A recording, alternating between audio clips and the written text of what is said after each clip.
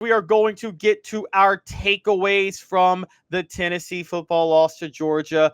We're going to go ahead and get rolling on that right now. And when you do takeaways, depending on a win or a loss, depends on whether or not you weigh the negatives or the positives. And so we're going to weigh the negatives first.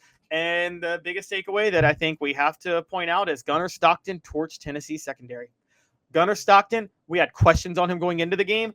I myself had major questions about Gunnar Stockton going into the game, and I was very big on that. He had not started an SEC road game. He had not started a road game in college football, and he had looked very mediocre up until this point.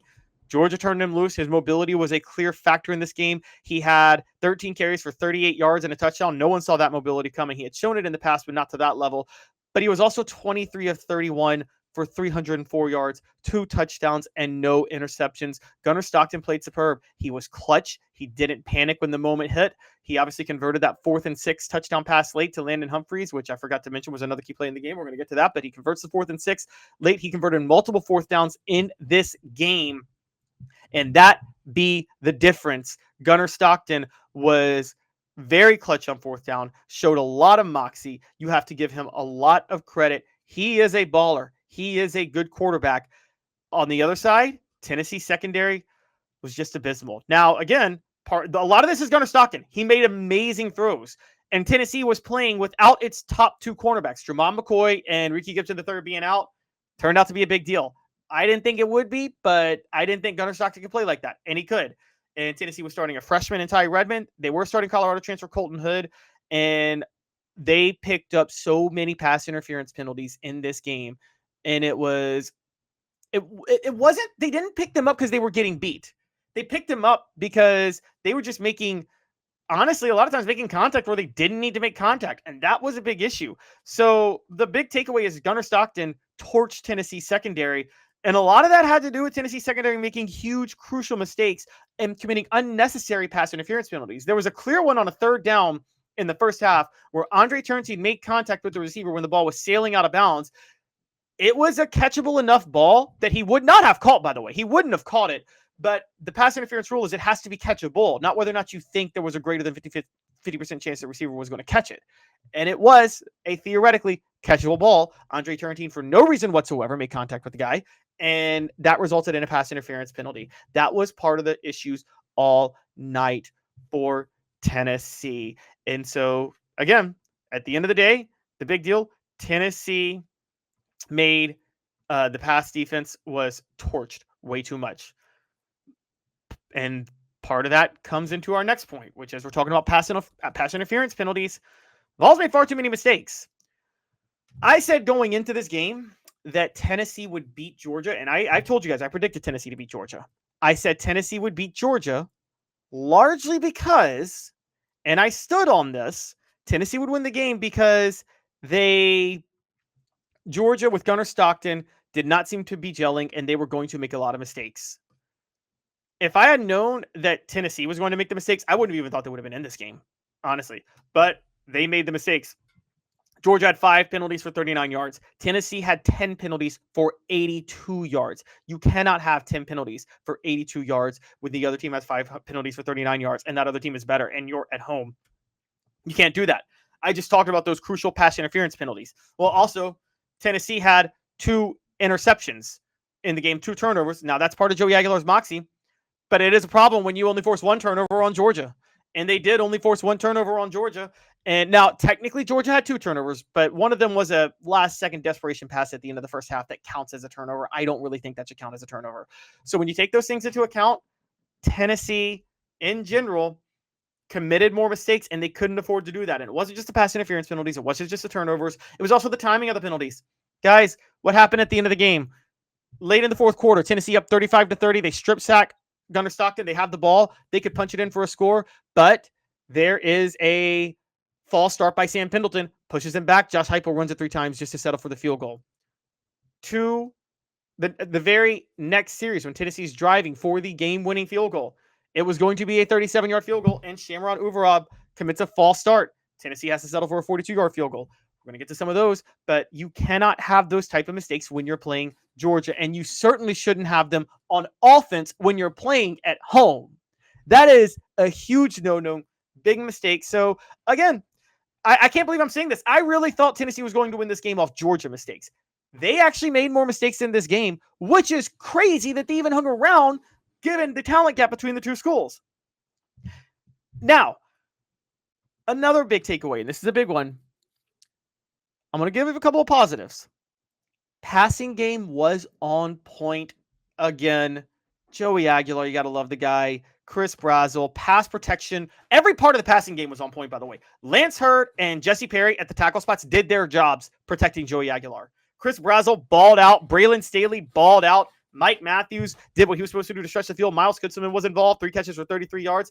Joey Aguilar, in the passing game as a whole, 371 yards and 4 touchdowns. Yes, there were the 2 picks. We've talked about that. But in general, the passing game is rolling. It's the best passing attack Tennessee's had since Hendon Hooker. You have to love what this passing attack represents. Joey Aguilar did an incredible job in this game, and Tennessee has to be very happy about him. I think that's, again, why this loss hurts so much for Tennessee football fans. But here's the other positive for Tennessee that I didn't see coming. Look, until the overtime, which I noticed, and I think you did too, there's no way around this. The Vols won the line of scrimmage. The Vols absolutely won the line of scrimmage. They had 6 tackles for a loss to Georgia's 2. They had 3 sacks to Georgia's 1.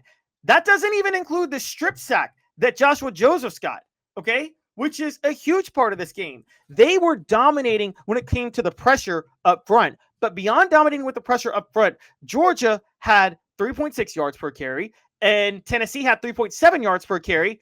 That's skewed a little bit because Georgia's got a mobile quarterback in Gunnar Stockton. Tennessee's got a drop-back passer in Joey Aguilar. Strip those out, and you're talking something completely different. And Tennessee's average is over 4 yards a carry. Tennessee was better on the ground game. The Vols won the line of scrimmage.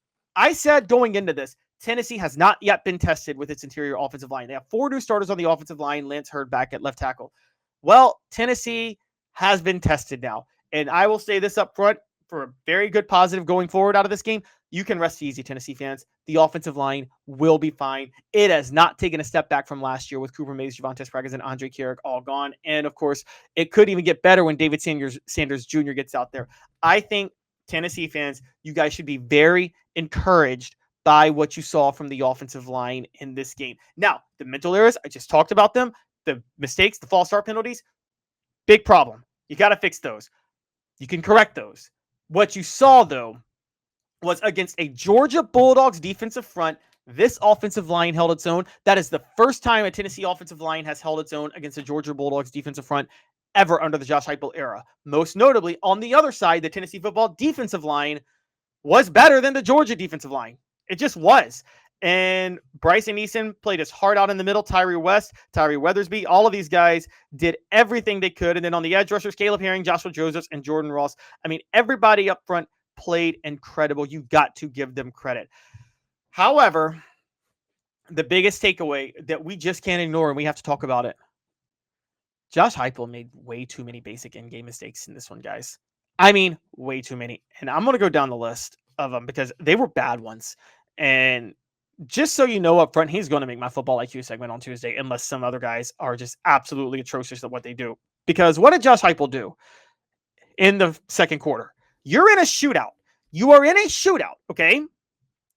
When you're in a you guys know how I feel about punting. When you're in a shootout, you don't punt the ball near midfield on 4th and short. However, after Tennessee got the ball near midfield, brought up a 4th and 2 at the 49-yard line, Josh Heupel called a punt. That was with about 7:57 left in the first half. Tennessee was up 21-14. Critical mistake. You don't do that. You don't do that. Punting is bad in general. I'm not a fan of it. I have data and win probabilities and analytics and metrics to prove to you that, but you certainly don't do it in a high-scoring game when it's 4th and 2 from the 50 and you've only been stopped once to that point. You can't do that. You know Georgia's going to get back in the game. You got to keep your foot on the gas, but that's not the only mistake Josh Heupel made.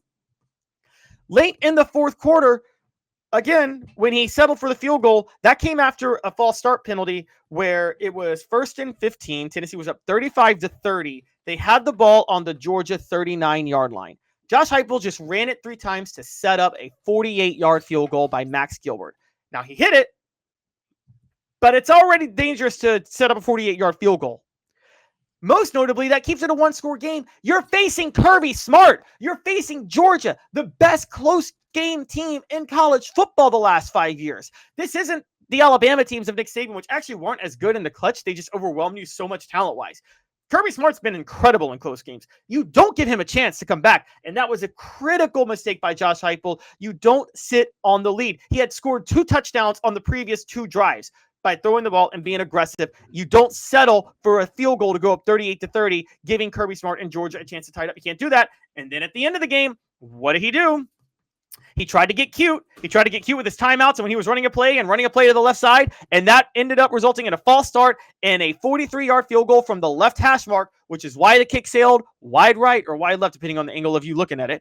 Okay, the kick sailed wide, and that's how the game-winning field goal was missed. You cannot make those mistakes. Josh Heupel trying to get cute. There is no way around this. Josh Heupel trying to get cute cost Tennessee. Him being way too careful and then trying to get cute at the end absolutely cost Tennessee. There is no way around that fact.